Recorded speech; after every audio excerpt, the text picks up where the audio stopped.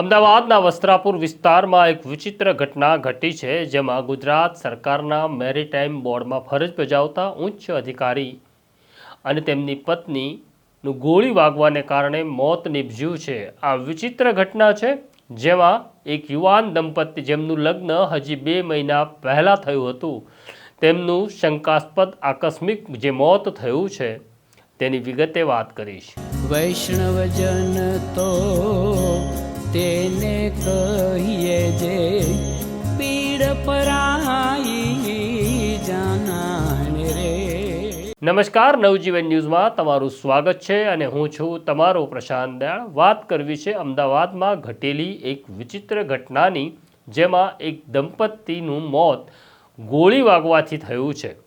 ઘટના એવી છે કે મૂળ ભાવનગરના વતની યશકુમારસિંહ ગોહિલ, જેમની ઉંમર છે 33 વર્ષ અને તેઓ કોંગ્રેસના સાંસદ શક્તિસિંહ ગોહિલના સગા ભત્રીજા થાય છે.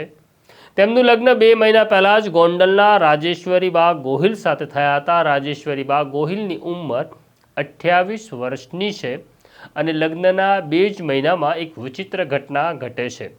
તેઓ અમદાવાદના વસ્ત્રાપુર વિસ્તારમાં આવેલા NRI ટાવરમાં રહેતા હતા. ગઈકાલે રાત્રે 11 વાગે અમદાવાદ પોલીસ કંટ્રોલ રૂમને સંદેશો મળે છે કે દંપતીનું મોત થયું છે અને તેમને ગોળી વાગી છે. આ ઘટનાની જાણકારી મળતા વસ્ત્રાપુરના પોલીસ ઇન્સ્પેક્ટર LL ચાવડા તાત્કાલિક ઘટના સ્થળે પહોંચે છે અને ત્યાં જુએ છે તો 2 મૃતદેહો હતા. બંનેના માથામાં ગોળી વાગેલી હતી. એટલે તેઓ તરત પોતાના સિનિયર અધિકારી ACP જયેશ બ્રહ્મભટ્ટને અને DCP ડૉક્ટર હર્ષદ પટેલને જાણકારી આપે છે. આ ઘટનાની જાણકારી મળતા અમદાવાદ ક્રાઇમ બ્રાન્ચના ડેપ્યુટી પોલીસ કમિશનર અજીત રાજીયાણ પણ ઘટના સ્થળે પહોંચે છે. Joint police commissioner Neeraj Badgujar પણ ઘટના સ્થળે આવે છે. ઘટના સ્થળનું નિરીક્ષણ કરવામાં આવે છે અને શું ઘટ્યું એની જાણકારી જ્યારે પોલીસ મેળવે છે ત્યારે આખો ઘટનાક્રમ જરા વિચિત્ર છે. વાત એવી છે કે 2 મહિના પહેલાં યશકુમારસિંહ ગોહિલ અને રાજેશ્વરીબા ગોહિલનું લગ્ન થયું હતું. પરિવારનું કહેવું એવું છે કે તેમનું સંસાર સુખી હતો. યશકુમારસિંહ ગોહિલના માતા પણ આ ફ્લેટમાં જ રહેતા હતા.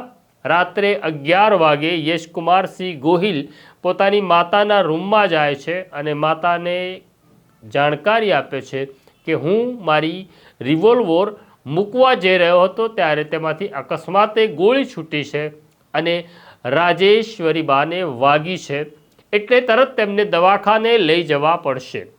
યશકુમારસિંહ ગોહિલ 108 એમ્બ્યુલન્સ સર્વિસને ફોન કરે છે અને થોડીક જ ક્ષણોમાં 108ની એમ્બ્યુલન્સ સર્વિસ મદદ માટે પહોંચે છે. પણ જ્યારે NRI ટાવરમાં આ એમ્બ્યુલન્સ પહોંચી અને પેરામેડિકલ સ્ટાફ ઉતરી જ્યારે રાજેશ્વરીબા ગોહિલને તપાસે છે ત્યારે તેમનું મોત નીપજી ચૂક્યું હતું અને તે યશકુમારસિંહને જાણકારી આપે છે કે હવે તમારા પત્ની આ દુનિયામાં રહ્યા નથી.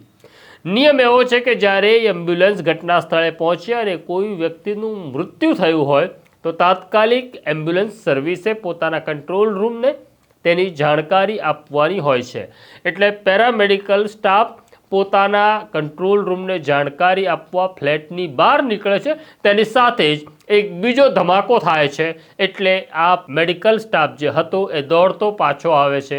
જુએ છે તો યશકુમારસિંહ ગોહિલે પોતાના માથામાં ગોળી મારી લીધી હતી. આ વિચિત્ર ઘટના હતી.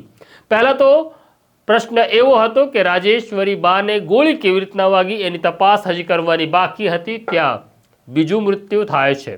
આ ઘટનાની જાણકારી મળતા ફોરેન્સિક અધિકારીઓને વસ્ત્રાપુર પોલીસે બોલાવ્યા. તેમણે ઘટના સ્થળનું નિરીક્ષણ કર્યું અને જે રીતે રાજેશ્વરીબા ગોહિલનું મૃત્યુ થયું હતું તેના ઉપર પોલીસને શંકા હતી. શંકા એવી હતી કે યશકુમારસિંહ ગોહિલે એમ્બ્યુલન્સવાળાને જે જાણકારી આપી એવી હતી કે અકસ્માતે ગોળી છૂટી છે અને વાગી છે. પોલીસને પ્રશ્ન એવો હતો કે અકસ્માત છે કે કોઈ કારણને લઈને યશકુમાર અને રાજેશ્વરીબા સાથે કોઈ કંકાસ થયો જેમાં આ ઘટના ઘટી છે. જો કે યશકુમારસિંહ ગોહિલના માતાનું કહેવું એવું છે કે બંને વચ્ચે કોઈ અણબનાવ નહોતો. પોલીસને એક મહત્વનો સાક્ષી પણ મળ્યો છે, જે NRI ટાવરનો સિક્યુરિટી ગાર્ડ છે. સિક્યુરિટી ગાર્ડની પોલીસે જ્યારે પૂછપરછ કરી ત્યારે સિક્યુરિટી ગાર્ડના નિવેદનમાં તેણે કહ્યું છે કે આ ઘટના ઘટી તેના અડધો કલાક પહેલાં જ યશકુમારસિંહ અને તેમના પત્ની રાજેશ્વરીબા બહારથી આવ્યા હતા. બંને ખુશ હતા. કારમાંથી ઉતર્યા ત્યારે બંને હસતા હસતા કારમાંથી ઉતર્યા હતા. એકબીજાનો હાથ પકડી વાતો કરતાં કરતાં ટાવરમાં દાખલ થયા હતા. તો પોલીસને પ્રશ્ન એવો છે કે જો તેઓ ખુશ હતા તો પછી આ ઘટના કેમ ઘટી? આ ખરેખર અકસ્માત છે કે પછી યશકુમારસિંહ ગોહિલ અને રાજેશ્વરી બા વચ્ચે કંઈક એવું બન્યું જેના ઉશ્કેરાટમાં થયેલી આ ઘટના છે? પોતાનો પુત્ર ગુમાવનાર માતાની પૂછપરછ કરવી શક્ય નહોતી, છતાં પોલીસે કેટલાક પ્રાથમિક સવાલો પૂછ્યા ત્યારે માતાનું કહેવું એવું છે કે તેના દીકરા અને વહુ વચ્ચે કોઈ જ એવો અણબનાવ નહોતો કે જેના કારણે આવી ઘટના ઘટે. પોલીસે નક્કી કર્યું છે કે સમગ્ર ઘટનાનું ફોરેન્સિક પોસ્ટમોર્ટમ થવું અનિવાર્ય છે, જેથી સ્પષ્ટ થશે કે રાજેશ્વરી બાને વાગેલી ગોળી એ અકસ્માત છે કે પછી તેના પતિ યશકુમારસિંહ ગોહિલે તેની ઉપર કરેલું ફાયરિંગ છે. આ ઘટનાનો રિપોર્ટ આવ્યા પછી જ નક્કી થશે કે ખરેખર મામલો શું હતો. અત્યારે વસ્ત્રાપુર પોલીસે અકસ્માતે મોતનો ગુનો નોંધ્યો છે. રાજેશ્વરીબા મૂળ ગોંડલના રહેવાસી છે. તેમના પરિવારજનો અમદાવાદ આવવા રવાના થઈ ગયા છે. આ મામલાની તપાસ કરી રહેલા પોલીસ અધિકારીનું કહેવું એવું છે કે જ્યાં સુધી પોસ્ટમોર્ટમ રિપોર્ટ નહીં આવે ત્યાં સુધી સાચું કારણ બહાર નહીં આવે. આ મામલામાં પોલીસ હજી ઘણા બધા લોકોની પૂછપરછ કરવાની છે, પરંતુ અત્યારે પરિવારમાં એક સાથે 2 મૃત્યુ થયા હોવાને કારણે પોલીસ સૌજન્ય દાખવી રહી છે સવાલ પૂછવામાં. અમને એવું લાગી રહ્યું છે કે દરેક માણસ કોઈને કોઈ કારણસર તણાવમાં હોય છે, પરંતુ પોતાનો તણાવ તે પોતાના મિત્રો, પોતાના સંબંધીઓ પાસે વ્યક્ત કરતો નથી. જો તમે પણ તણાવમાં હો અથવા તમે કોઈ મુશ્કેલીનો સામનો કરી રહ્યા હો તો તમારા મિત્રને, સંબંધીને કે પછી સાયકોલોજીસ્ટ અને સાયકેટ્રિસ્ટને જરૂર મળજો. આપણે ત્યાં એવી એક માન્યતા છે, ખોટી માન્યતા છે કે સાયકોલોજીસ્ટ પાસે એ લોકો જ જાય છે જેઓ પાગલ હોય છે. ના, એવું નથી. જેમ શરીર બીમાર પડે એવી રીતના મન પણ બીમાર પડે છે, અને મન બીમાર પડે ત્યારે તેને સારવારની અથવા તેને કોઈ સહાનુભૂતિ બતાડે કે તેને કોઈ મદદ કરે તેની પણ એટલી જ જરૂર હોય છે.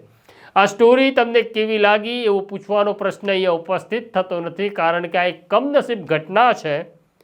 પણ તમારો મત શું હોઈ શકે, કેમ આ ઘટના ઘટી હશે, તમે આ વિશે કંઈ જાણતા હો તો કોમેન્ટ બોક્સમાં જરૂરથી લખજો. અત્યારે મને મારા સાથી દર્શીલને રજા આપો એ પહેલાં અમારો બેલ આઇકોન દબાવજો. નમસ્કાર.